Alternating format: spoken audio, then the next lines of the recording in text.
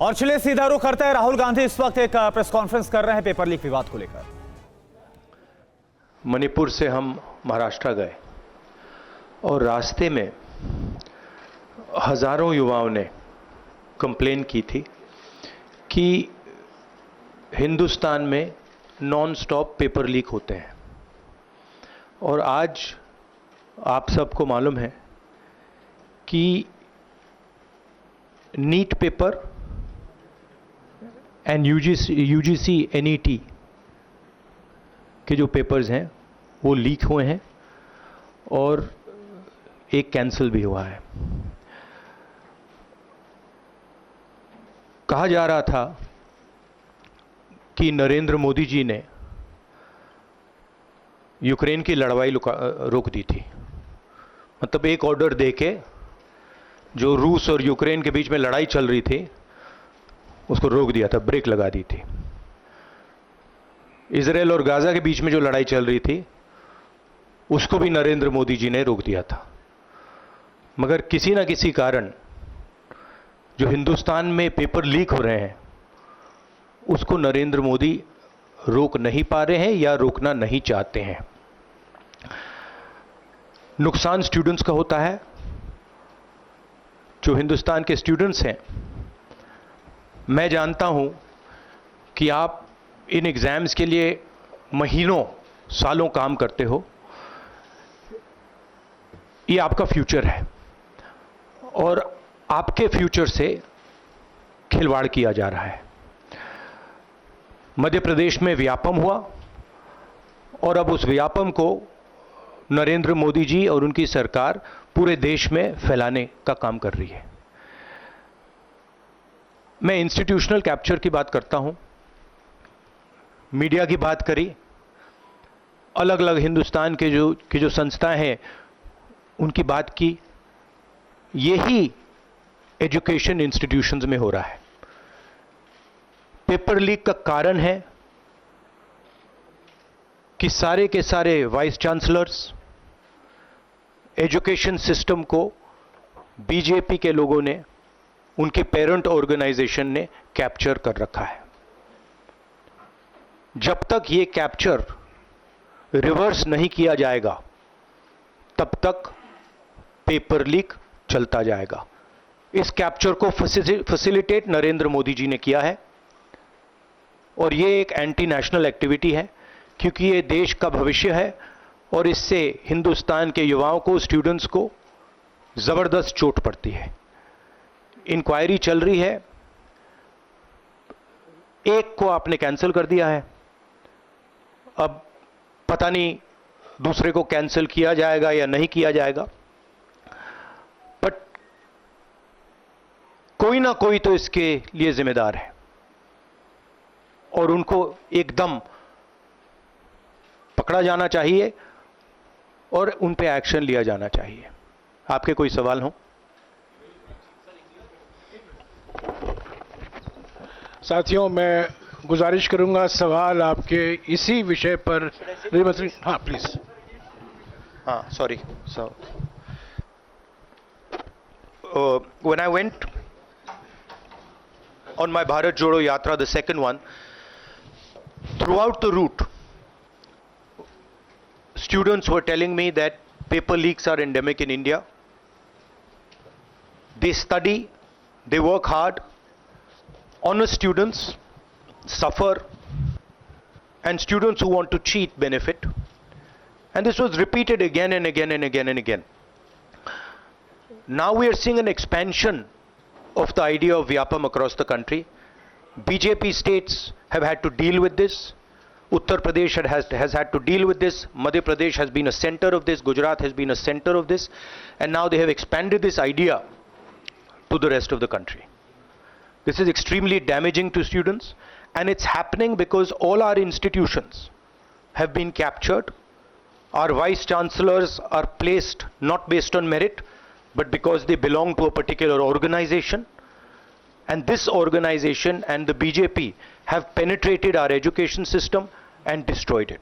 What was done by Mr. Narendra Modi to the economy with demonetization has now been done to the education system.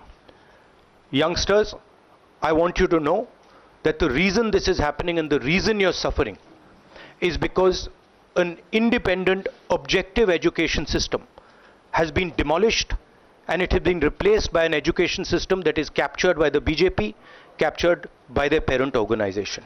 And until this capture is released, you are going to suffer, you're going to see cancellations of your exams, you're going to see paper leaks again and again and again. One paper has been cancelled. We don't know what is going to happen to NEET, but whatever happens, it should not be done in a arbitrary fashion. The rules that apply to one paper should apply to another paper. And it is very important that the people who are guilty here are brought to book and they are punished. Thank you.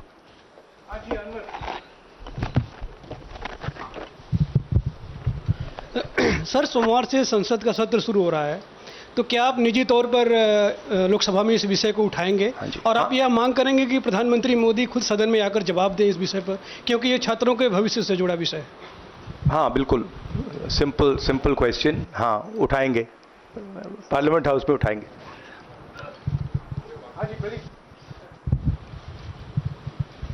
Thank you sir. Rahul ji मैं इधर हूँ. सवाल ये है कि जो education system इस वक्त है और जिस तरीके से जो पेपर लीक हुए, जिसका आरोप भी आपने लगाया और जो सामने भी आया है, रद्द भी हुआ है कल परीक्षा, लेकिन सबसे बड़ा सवाल ये है कि बदलाव क्या होने चाहिए, वो बदलाव जो इससे परीक्षा लीक रुके, वो क्या आपके पास फार्मूला है? हमारे मैनिफेस्टो में हमने लिखा था. देखिए, 2-3 चीज़ें हैं. सबसे पहले जो शिक्षा का सिस्टम है उसको एक संगठन ने कैप्चर कर रखा है. अपने लोगों को हर पोस्ट पे यही डालते हैं. वाइस चांसलर्स की लिस्ट निकाल लीजिए, पता लग जाएगा. तो इसको रिवर्स करना होगा.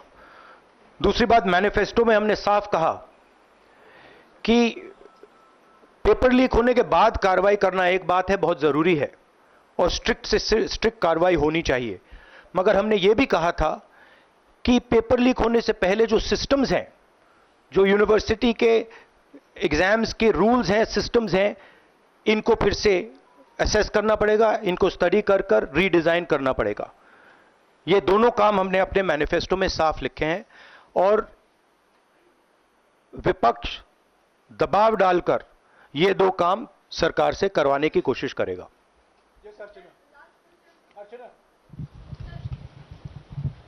Rahul, do you think so? This is a education emergency, and till now, what is the stand? Government ने जितना भी stand लिया, do you satisfied with that stand? और सर मेरा दूसरा सवाल भी है, जिस तरीके से आप आज स्टूडेंट से मिल रहे हैं, आज let me answer the question. See, there is a huge pressure on our students, and the pressure comes from a number of directions. The first direction is the large scale unemployment that is there in the country. Everybody understands it, everybody knows it, and one of the reasons the government suffered in this election was that all youngsters believe that Mr. Modi is incapable of solving the employment problem. So that's the first thing. Second thing is there's huge pressure because of this, and there are very few avenues for students. In all areas, right? So you've cut off the job avenue. Now you're cutting off the exam avenue. You're saying, you can take an exam, you can study, you can work as hard as you want. On the last date, we're going to tell you that the exam is cancelled. So, that avenue is also shut. You've shut avenues like Agniveer. You've shut avenues like the public sector.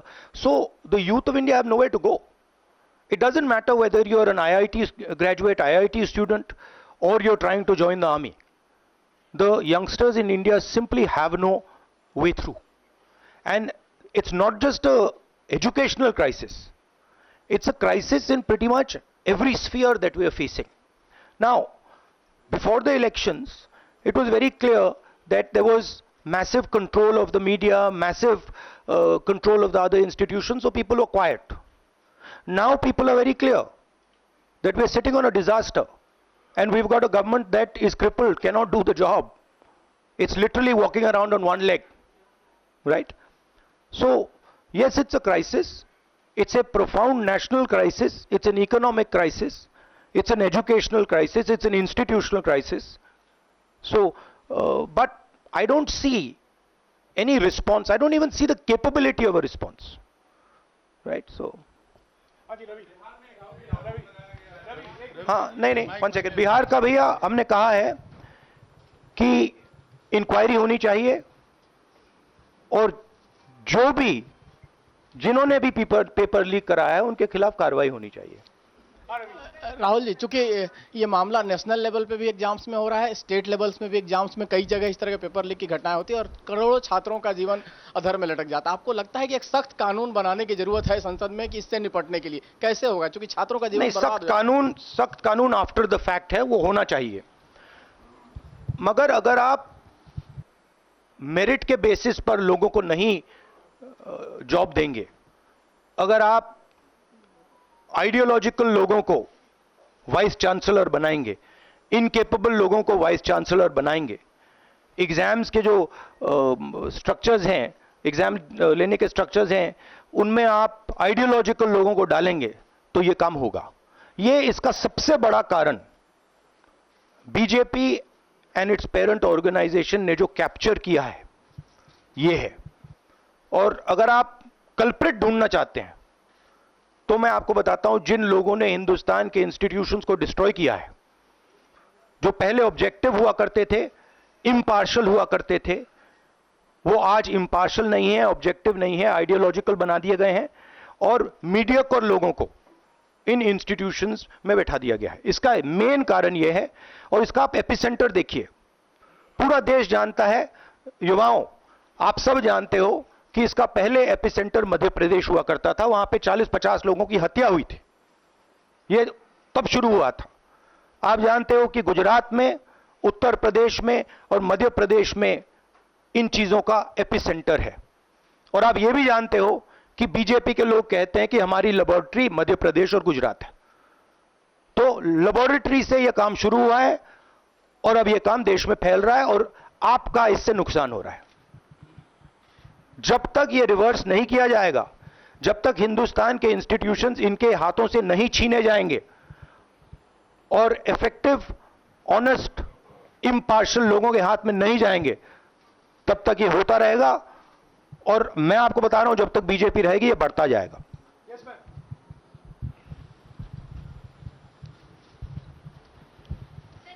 Sir, NTA के अंदर सारे exams आने लग गए हैं, NEET भी, net भी, और इवन कॉलेज एडमिशन्स भी उसी पे हो रहे हैं। तो आपको लग रहा है ट्रांसपेरेंसी कहीं ना कहीं वहीं ख़त्म हो जा रही है, क्योंकि वो एक एजेंसी जो है वही सारा कंडक्ट करा रही है।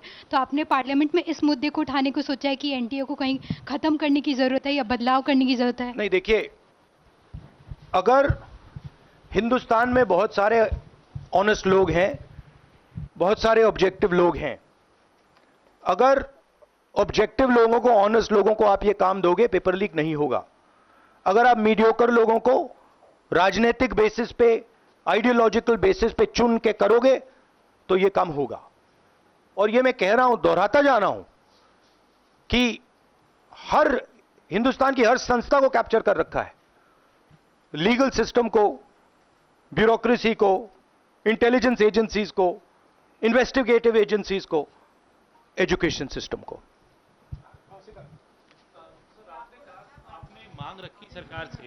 आपने अपनी मांगे रखी हैं सरकार से, लेकिन सरकार के पक्ष पहले ही सामने आ गया। एनटीए को जो एनटीए है एजेंसी, उसको क्लीन चिट एक तरीके से एचआरडी मिनिस्टर ने पहले ही दे दी है। तो सरकार का तो कहीं ना कहीं पक्ष साफ दिखाई देता है। उनका आगे आप लोग कैसे जाएंगे? उनकी क्रेडिबिलिटी इन बातों में है ही नहीं। वो क्लीन चिट दें उसका कोई मतलब ही नहीं है, उनकी जीरो क्रेडिबिलिटी है। सब लोग जानते हैं कि एपिसेंटर मध्य प्रदेश, गुजरात एंड उत्तर प्रदेश। सबसे ज्यादा मेरी यात्राओं में सबसे ज्यादा पेपर लीक की बात यहीं आई थी, उत्तर प्रदेश में आई थी, मध्य प्रदेश में आई थी।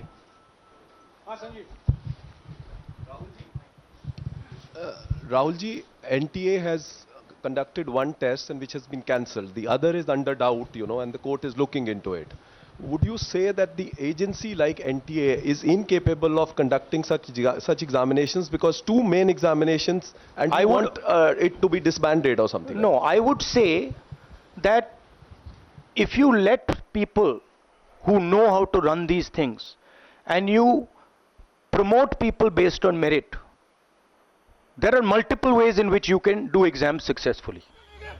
If on the other hand, you are constantly posting people who are mediocre, who do not have the skills to do these jobs, and you're posting them simply because they come from your same ideology, no system is going to work.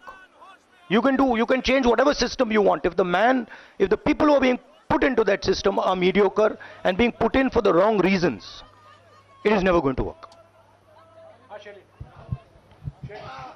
Sir, Last question. Sir, NEET, specifically on NEET examination, there is of course investigation that is going on, but the scheduled counselling session is not been delayed. It is going to happen as per schedule. So do you think that this is a mere eyewash when it comes to the investigation, saying that investigation bhi ho rahi hai, but then they are not delaying the Look, session? they can eyewash whatever they want, but they are going to get such pressure from the opposition that they're going to think twice about whatever they're doing. Because we are not going to allow this type of activity to be done as far as our students are concerned. Our students sit there, they work, they spend months, they dream about these exams for years, they spend huge amount of money. So the opposition is simply not going to allow any of this eyewash that is taking place. We will make sure that we put so much pressure on them that this issue is resolved. Okay, Janendra, last question. Sir, Janendra, jaldi.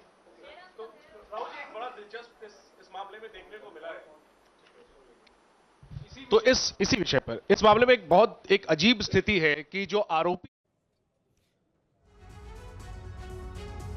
तो NEET paper leak खुलासे के बाद राहुल गांधी की तरफ से press conference और सीधे नरेंद्र मोदी सरकार और बीजेपी पर निशाना साधा गया। वक्त